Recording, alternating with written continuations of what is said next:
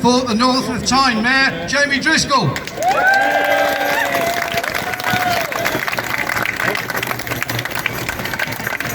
Cheers, Tony. Welcome, everybody. And I can say, although I am awaiting the outcome of the inquiry, this is not a protest, it's a work gathering. Like hell it is, we're protesting. We're seeing a torrent of lies, pathetic lies coming out from Boris Johnson and his cabinet ministers. They're spewing this out, insulting the intelligence of the British people, claiming he didn't know it was a party after previously lying, saying he knows nothing about parties.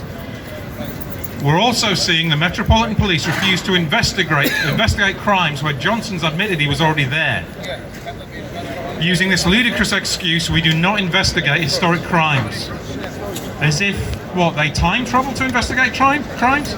This bill is not about law and order. It's not about protecting people. This time last year, hundreds of thousands of police records were wiped accidentally from the police database. Priti Patel was asked about this in Parliament. Her answer, dunno gov. Johnson was asked how many cases this affected. Couldn't give an answer. The idea that they're interested in keeping us safe. If they were worried about crime, they'd make the streets safer for women and girls to walk at night. They'd be investigating the illegal deals given to friends of cabinet ministers. I wrote an article about this bill over a year ago. On the 5th of September 2020, Johnson and Patel called for Extinction Rebellion to be classified as serious organised crime. Other Tories demanded they be classed as a terrorist organisation. Think about that. Equating climate activists with the people who planted the Manchester Arena bomb. Why? Because that weekend, Extinction Rebellion blocked a road to stop some newspapers being delivered. These were apparently a threat to democracy, claiming that Rupert Murdoch's media empire is essential infrastructure. Under the 2015 Serious Crime Act, an organised crime group is defined as having as its purpose, one of its purposes, the carrying out of criminal activities that consist of 3 or more people who agree to act together to further that purpose. I don't know about you, but to me, that sounds like a description of number 10 Downing Street at the moment. There was no violence at that Extinction Rebellion protest. No one was hurt.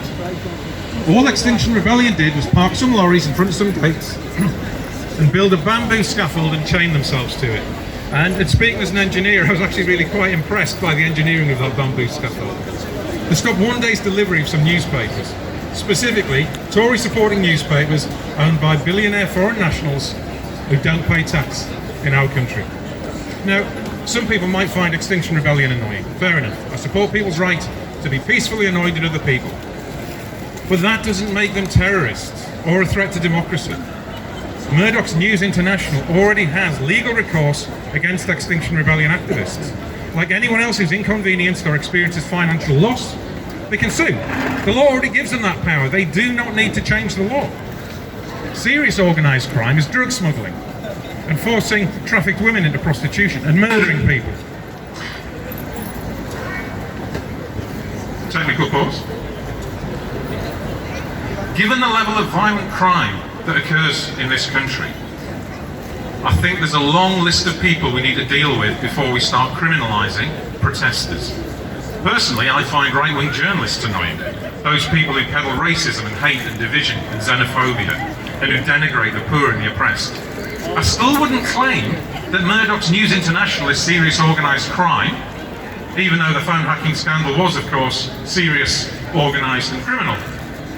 When I was a ward councillor for Monuments, right here, our police liaison officers showed exemplary sensitivity and emotional intelligence when dealing with challenging members of the public.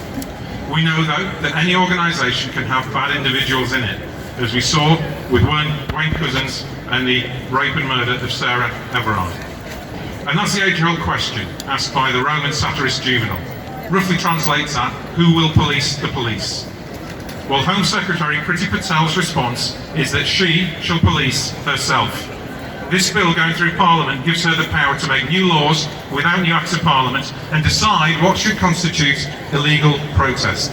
The legislation will make serious annoyance illegal. A judge will be able to jail a person for up to 10 years. A police officer will be given powers to take such conditions as appear necessary to that officer to prevent order, disorder, damage, disruption, impact or intimidation.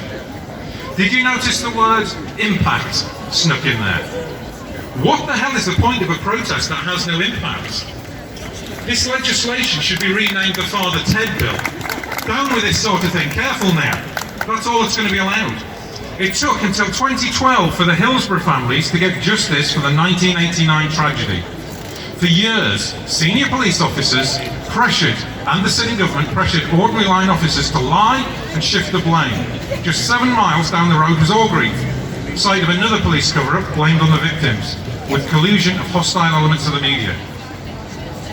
In the 2019 election campaign, the Conservatives included a plan to outlaw people withdrawing their labour in protest over their pay and working conditions. He used the example of transport workers because that's key infrastructure, it said.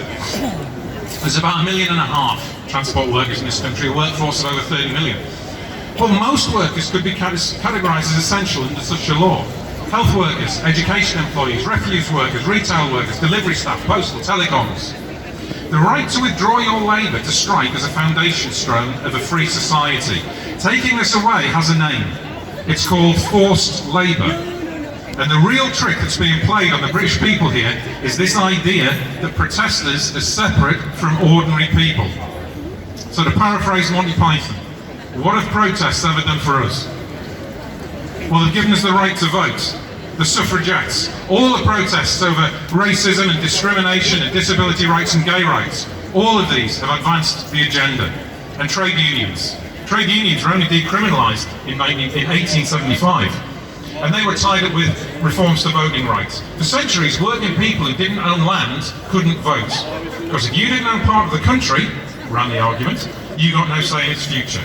Today, most people don't get a say in how their workplaces run, because they don't own part of it. The fact is that it's their skill and their time and their energy that make the organisation function. Apart from that though, trade unions have only gained us paid holidays, maternity and paternity leave, paid sick leave, equal pay legislation, pensions, workplace anti-discrimination laws, ended child labour. Oh yeah, and gave us the weekend. It was unions that fought for a 5-day working week through protest that would be made illegal under this bill. Because that's what this is really about. As soon as protest hits the mega rich in their pockets, it's not allowed. The worrying thing is if the Tories implement this law, it won't be just XR who are targeted. Remember all those key workers we clapped for? Carers, bus drivers, shop workers, teachers, junior doctors, nurses, senior doctors, firefighters, delivery drivers, council workers, you know, all the people who actually run this country and make things happen. Well, this law will be used to criminalise industrial action. Do you want to live in a country where anyone who threatens the interest of billionaires can face prison for 10 years? There are times when future generations look back after a country has slipped into tyranny and say, why did no one stop them? Well, this is such a moment. Our police officers and the people in the court system, they don't want to be destroying the democratic process. Ordinary serving police officers want to keep people safe, to uphold the law, to protect the vulnerable from violence. This law will swing that pendulum back to the pre-Victorian era, using the criminal justice system as a tool of oppression. Have no doubt, this is about protecting the mega-rich and their cabinet cronies. It's about undermining the rule of law and replacing it with police-state corruption. Now, I'm a bit older than some of the younger protesters here. Way back in 1980, the Jam summed it up for me. You choose your leaders and place your trust as the lies wash you down and their promises rust. But not all politicians are the same. There is some, a small handful maybe, who do stay true. I'm not an MP, I don't get a vote in Parliament, but I will stand with you against this bill. It's offensive to everything I believe. The rule of law, freedom of expression, the civic duty to stand against those who would steal our freedoms and destroy our planet. But it needs more politicians than me. You want to fight this? Let's go beyond lobbying politicians whose lies wash you down as their promises rust. Join with me and fight back in an organised way, because these struggles are not going away, not as long as there are rich and powerful people who think there's one law for them and one for the rest of us. Let's stand together. Solidarity.